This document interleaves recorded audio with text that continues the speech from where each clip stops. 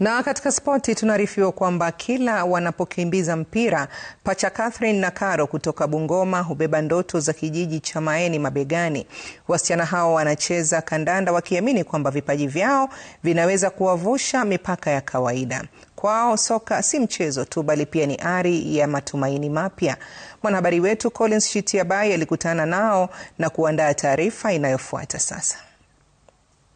Katika kijiji cha Maeni, kaunti ya Bungoma, ndipo simulizi ya mapacha wanaofanana kama pacha wa jua na mwezi inaandikwa.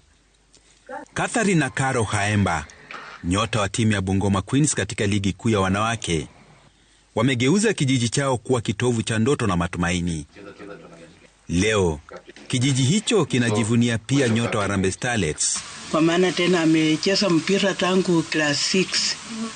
Anacheza na sasa ndio amefaulu kupata kitu. Mwabol tukiwa wadogo, penye kulikuwa kunachezwa mpira, kama saa hizi nikisikia kuna mpira mahali, nishajerusha huko. Nyumbani, Catherine na Caro wanatekeleza shughuli zao za kawaida za nyumbani. Ishara kuwa umaarufu haujawatenga na unyenyekevu.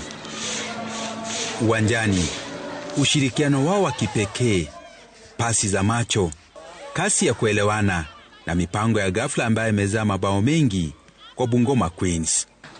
Akiwa nje, tuseme maanzishwa nje na anza ndani, wana feel kuna kitu sijafanya poa ama hajanifanyia poa. So akiingia unaona tuna push.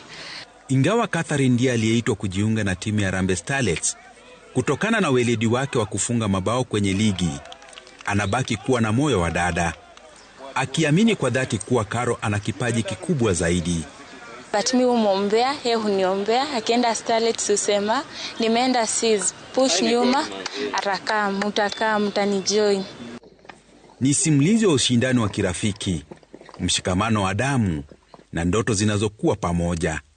Anasema ndoto yake si tu kuchezea timu ya Harambee, bali kuhakikisha kuwa vizazi vijavyo pia vinakuza talanta yao. Collins Shitiabai, runinga ya Citizen, eneo la Maeni, kaunti ya Bungoma.